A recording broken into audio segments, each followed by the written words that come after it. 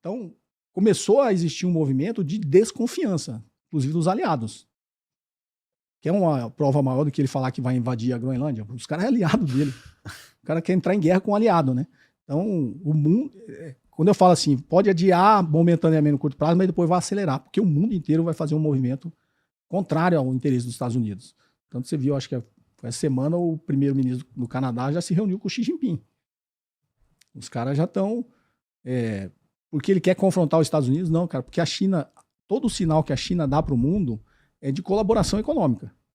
Tudo bem, é uma potência, tem poder de chegar em algum momento, bater na mesa e fazer o negócio. Mas eles não fazem as coisas na coerção, né?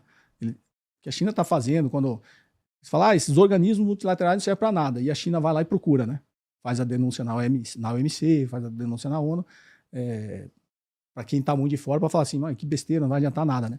Não, o que a China está dando é uma sinalização que ela respeita as regras. Tô recorrendo, sei que não vai ter resultado nenhum, eu recorrer à ONU, à OMC, mas estou recorrendo, é uma sinalização para todo mundo que eu respeito as regras.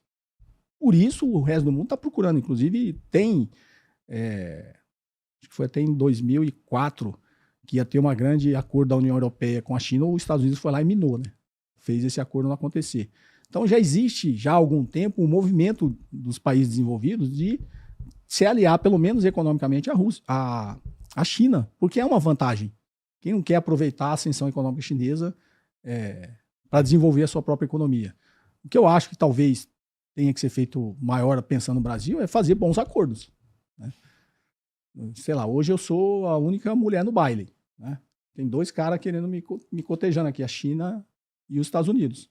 É você, diplomaticamente, fazer o melhor acordo para você. Pode ser com os Estados Unidos, né?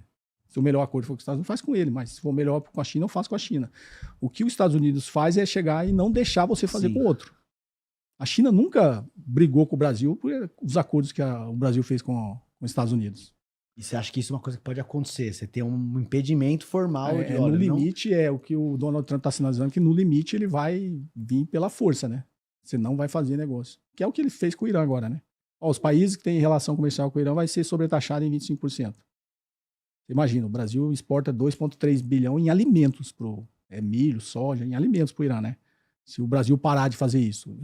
No final, a intenção dos Estados Unidos é estrangular o país economicamente. Ele começa com sanções, com embargos, com o Irã. Desde 79 que os Estados Unidos faz isso, né?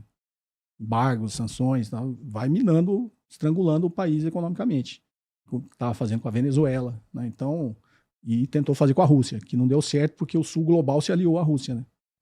Nesse livro do Emmanuel Todd, ele até fala a razão por que o Sul Global não seguiu as sanções que a Europa e os Estados Unidos infringiram à Rússia, né? O Sul Global acabou se aliando justamente já nesse movimento da multipolaridade, né? De saber que eu não posso ficar na mão de um cara só, né? Se eu ficar na mão de um cara só, eu virei escravo dele, né? Fui colonizado. O Brasil já é meio colonizado economicamente pelos Estados Unidos, né? Mas o Brasil, assim, tem que aprender a navegar nessa nova ordem, né? Eu acredito nisso. Eu acabei te cortando. Não, o ponto... O Bori trouxe um ponto que é super relevante, que é a questão a China não usa essa coerção, né, no lido comercial com os pares. Mas não seria uma coerção culposa quando não há a intenção de o fazer? Em que sentido eu coloco isso? A partir do momento... Porque olha o tamanho da China. Todos os números são colossais. A partir do momento que ela se firma como um grande parceiro comercial, ela tem todos os predicados para se tornar o maior parceiro comercial de praticamente qualquer país do globo, né? O pô da Venezuela, por exemplo, o pessoal tava... mas o petróleo da Venezuela para a China, eu falo, gente, o problema é para a Venezuela, não é para a China. O petróleo da Venezuela na China é menos de 4% do que a China precisa. 4%, 2 telefonemas do Xi Jinping, ele já arrumou isso daí, entendeu? Agora, se tirar a grana do petróleo da China que vai para a Venezuela, essa grana, acabou, né? A Venezuela não tem outra coisa. Essa questão não é um modus operandi diferente, mas também de você ter esse domínio. Mudou o modus operandi. Ao invés de você ser duro, vocal, né, bélico, como é Trump, é uma coerção, né, culposa. Eu não tenho a intenção de influenciar É, diretamente, mas olha aqui só, né, 80% da sua pauta agora é comigo. O cara tem o botão de desligar também, aquele cara. Né? Não é uma maneira também, são só métodos diferentes, mas o fim é praticamente o mesmo. Porque, na verdade, esse movimento dos Estados Unidos, para mim, pode parecer bastante claro, que ele quer ter vários botões, né? Esses botões de vou desligar vocês, né? Então, quando ele ataca o Irã ali, ele tem um botão dele ter o poder ali sobre o Estreito de Hormuz, que é todo o petróleo que sai do Golfo Pérsico, passa ali no Estreito de Hormuz, né? Quando ele está falando de Taiwan, já tem muitas bases militares nas Filipinas. Mas Taiwan é estratégico porque todo o petróleo que sai do Golfo Pérsico, ele tem 2 pontos de estrangulamento onde ele passa, que é fácil de bloquear. É o Estreito de Hormuz e o Estreito de Malaca, que é entre a Malásia e Singapura.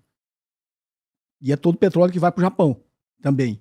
Então, por isso o Japão começou a botar a manguinha de fora ali e dar pitaco no negócio do Taiwan. E eu falo assim, com meia culpa, porque eu sou descendente de japoneses, né? Eu sei a história pregressa do imperialismo japonês. Só que a China pensa muito em longo prazo, né, cara? Só pegando esse adendo aqui. Não. Terminar os botões. Então, ele teria o botão lá do Estreito de Hormuz, o botão do Estreito de Malaca, tomando a Groenlândia ali e o Canadá sob influência, seria o botão da logística ali do Pacífico, do Ártico. Do Ártico, né? perdão. Quando ele tentou ali o avanço ali na guerra da Ucrânia, era para ele fechar o acesso da Rússia ao mar Mediterrâneo, pelo Mar Negro. Né? Isso até tem documentos, graças ao Snowden lá, né, surgiu de toda a estratégia do que foi feito. Em 1991,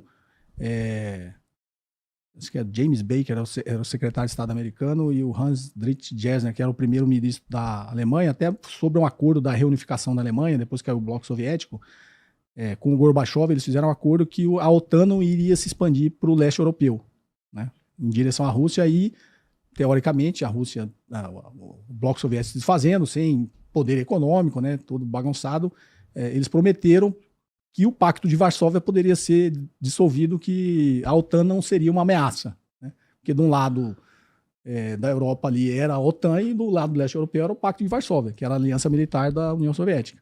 Então foi meio que, cara, não se preocupa com isso, pode dissolver o Pacto de Varsóvia, que a OTAN não vai se expandir. Nos documentos está lá, a expressão é nem 1 centímetro, né, para o leste europeu. Eles fizeram essa promessa, e eles quebraram essa promessa. Na década de 90, eles já começaram a chamar os países para entrar na OTAN. Né? Em 94, o Clinton já convidou. Em 99, eles colocaram a Polônia, a Hungria e a República Tcheca. Já tinha dividido ali, a Tchecoslováquia virou a República Tcheca. Em 99, botaram esses 3 países. Em algum momento até se discutiu a possibilidade da Rússia integrar o OTAN lá atrás, se não me engano. Teve ali conversas nesse sentido, mas... Na verdade, nesse livro do Todd, ele fala que em algum momento muito rápido da história, eles acharam que a Rússia iria se tornar capitalista, que era uma forma de reorganizar a sua economia. Só que a Rússia, na análise dele e os livros de Todd, não aceitou, porque os Estados Unidos queriam dominar os hidrocarbonetos da Rússia. E a forma que os Estados Unidos ia fazer isso era cooptando os oligarcas russos. Só que aí, em 99, foi quando o Putin chegou no poder, ele já... Tem reuniões, até tem na internet, né, as reuniões que ele faz com os oligarcas russos ali, tirando eles dessa influência dos Estados Unidos, porque a forma dos Estados Unidos dominar a Rússia seria através da oligarquia, né, cooptando esses oligarcas para o sistema imperialista lá americano. Só fazendo esse adendo. Então, mas aí quando chegou na Polônia, Hungria e República Tcheca, ainda estava ali no limite, ali, não tinha fronteira com a Rússia. O Putin tinha acabado de chegar no poder, ele bateu na mesa, protestou, como agora, né? Protesta, mas vai fazer o quê? Vou atacar os caras? Não tinha jeito. Protestou, ficou puto. Em 2004, aí a OTAN colocou a Estônia, Letônia, Lituânia. Estônia e Letônia tem fronteira com a Rússia. A Lituânia está quase ali, não tem fronteira, mas está quase ali. Aí colocou a Eslováquia, a Eslovênia, a Romênia e a Bulgária. Já avançou ali, 2 países com fronteira com a Rússia, eram países pequenos. Aí o Putin ameaçou, bateu na mesa, fez toda contra, mas ficou nisso, só nos protestos.